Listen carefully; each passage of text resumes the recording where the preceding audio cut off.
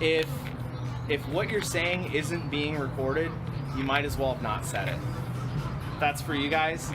That's for the audience. That's for free right there. Not even going to charge you for that one. You're welcome. Welcome to the Rare Coin Show, guys. Hey guys, thanks for joining us. Episode number 8. Episode number 8. We did shoot the episode before this. Did we? I don't know. It wasn't recorded. What we did is actually an episode where we did not hit record. This episode has already happened. And I'm not going to say who didn't hit the record button, but somebody didn't hit it. Somebody did not hit the record button. So thanks for joining us. The topic today is gold money. Is gold money? That's the question. You know, there's been a lot of discussion about it lately. Yeah. In the news, a lot of states that are considering some changes, and there's been about 7 states that actually have made some changes. They've actually passed legislation that says gold and silver should be viewed as money, just like we look at a Federal Reserve note as money. Right. And we'll just go through those real quick. Let's go through the list real fast. Real quick. Talk about these 7 states. And they each have nuances. Not every state's the same, but all of the bills operate on the premise of gold and silver should be transacted without taxes. Right. Because they're arguing that gold and silver are money. And therefore, it's the same thing as trading a dollar for 4 quarters. Right, exactly. You wouldn't tax that, right? So why would you tax the exchange of Federal Reserve notes for gold, or the opposite? So they see it more as just repositioning your dollar into another form of money, as opposed to buying an asset, buying gold as a collectible, or buying gold as a produced item like a jewelry or a statue or something like that. It's a currency exchange. Right. When you come back from your vacation in Europe and you trade euros to dollars, you don't get taxed if there was an increase in value of the currency exchange, right? Right. No. So they're saying the same thing. They're saying gold and silver is money, and therefore it should not be taxed. Here we go. Makes sense. Here's the 7 states. They all do it a little bit differently, but Arizona. Okay. We have Idaho. We have Texas, Utah, Wyoming, Tennessee, Kansas, and Louisiana. Okay, makes sense. 7 states for. I know that a while ago in Hawaii, somebody was actually producing gold coins to be used as currency on the islands, and people started to circulate this gold coinage, and the Hawaiian government shut them down and said it's illegal to create a competing currency with the U.S. dollar. I mean, I could see why they would stop it as a rule, but I mean, good for them for trying something different. Good for them for trying to put something back in place that might have made more sense. It's true. And one of these states, Utah, is even saying they should hold their state money, their state reserve funds in gold and silver, so they have to rely less on the federal government for emergencies, for corrections in the market, for tax redemptions, all kinds of things. And the argument is they feel that they're more secure having a portion of their assets in gold and silver. Yeah, and is it because they believe in the future value of gold over the future value of the dollar in relationship? I think that has something to do with it. Yeah. I mean, the gist I got is they saw it as insurance and less reliance on the government, more reliance on themselves, personal responsibility. Kind of like some clients that we deal with that say, they're basically saying they want to become their own bank.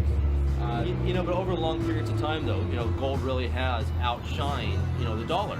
They used to say, it's true. They used to say that, in 1915 and 1920, if you had a $20 gold coin, you could go out and you could buy a gentleman his suit, his hat, his tie, his shoes, and a full outfit. Where today, that same $20 gold piece, which is now 33.436 grams of gold, can go out and buy those same things, and it's worth at least $1,350, if not more, and can acquire a gentleman a suit and socks and a hat, and maybe even go out for dinner as well.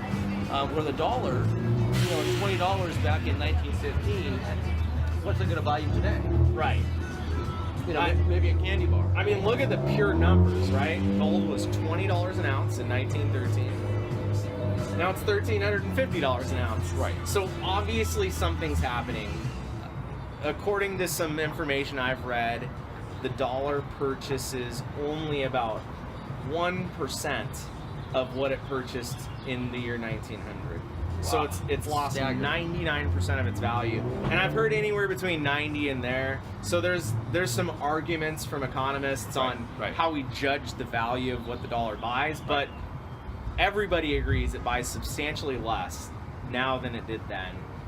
So when people argue that gold is money, that gold is a stable currency, that's where they're coming from. Oh yeah, absolutely. They think it's a way to hedge against inflation, that dollar devaluation, in a way to protect themselves from that. Absolutely, I agree. And speaking of protect themselves, you know, there's also the guys who we know we've come into contact with over the years. I know where you're going with this. He's going to talk about doomsdayers. I have this sense you're that reading that's me the right. way that you're going to go. You know, and so sometimes you hear it as you know, guns, gold, and God, and sometimes it's beans, bullets, and bullion, and as Ryan said, the Bible.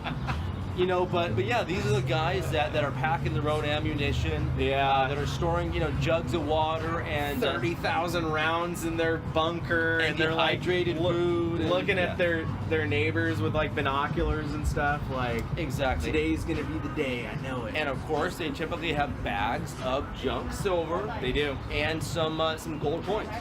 And these guys call us on the phone, and nothing against them if you are that guy, but we do have a good laugh because they're arguing that you're going to go to the grocery store and use a silver coin to buy a loaf of bread. And they still may have the last laugh on us. They might. We'll see. You never know. I mean, there's 7 states that are going to use that in a very conventional manner as currency. I mean, if you look at any of those states we talked about, Arizona, Tennessee, Kansas, Louisiana, many of those states are actually coming up with state-sanctioned bullion depositories where you can go in and store your bullion with the state. You can exchange it freely for goods and services. I heard that there's even I want to see either Colorado or Arizona that has a gold bank where you have a debit card, and they will allow you to deposit your gold and silver, your precious metal holdings, and then you could make purchases against them, against the daily value of that metal. That's crazy. Yeah. I mean, it makes sense.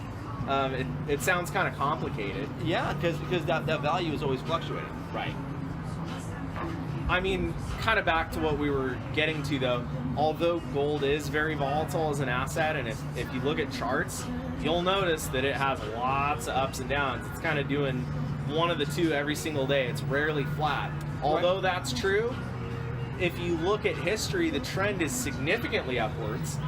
If you look since 2001, I don't know another asset class that's risen as much as gold. Right. Gold was $250 an ounce in 2001. It's $1,350 now. And you know, it's my belief, it's our belief that really in that world of what you can own within gold, you know, that pre-1933 area, you know, gold coins, United States gold coins that were made pre-confiscation of 1933. Really holds some of the best value and some of the best opportunity, you know, between, you know, its spot price of gold, its relationship in the market, and its long-term value and long-term growth. Right. Well, so when we talk about hedging against that currency devaluation, here's about the difference. If you look at the CU3000 index, now called the PCGS 3000, right. It has averaged about 11% growth per year since 1970.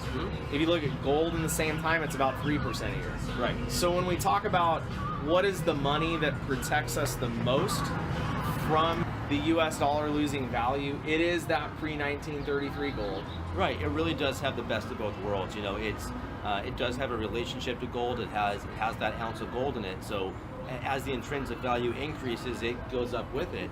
But that relationship, that collectability, that the fact that they're never going to make them ever again, it has a fixed supply, and increasing demand, you know, that's what really is driving that market. Exactly. So we want to throw the question out there. What do you guys think? Is gold money? Right. Is gold money? What Is would it you an rather have? asset? Right. I mean, is it going to be overtaken by Bitcoin or Ripple or the next digital currency? Sure. Or like it has been for thousands of years, is gold going to be that stable storage of wealth? Is it going to be currency? We will find out. All right. Well, thanks for joining us. Make sure to subscribe, like, comment, positive or negative, love or Share hate. us We with don't your care. friends. Yeah. We just want to be relevant. Like, we don't Seriously. even care if you're hating, as long as you're saying something. We just want the attention. So, I mean, I'd stay tuned for our next show because we're going to be bringing that fire. Yeah. You know we are. We'll probably be dressed a little bit nicer too. Well, it's a Saturday afternoon. We It's figured we'd really come at you hot guys a little today. more casual today. So. Yeah. No, I mean, it's 85 degrees right now, and as much as I want to look professional, it was far more important for me to be comfortable right now, Absolutely. and I was. So, All right. Well, then join us next time. all right. Thanks for subscribing, See you for guys. tuning in, and we'll see you next time.